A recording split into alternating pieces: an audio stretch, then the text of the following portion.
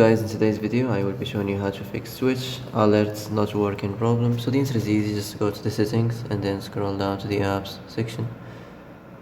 Then go to the search and search Twitch.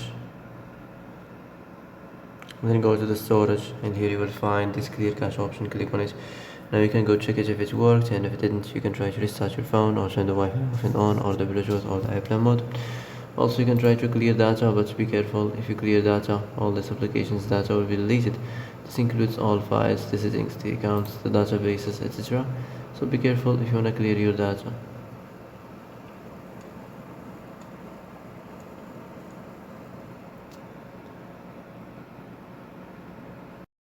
And that's it for today's video. I hope this is the answer you've been looking for. If you like this video, don't forget to like and subscribe, and see you in the next video. Thanks for watching.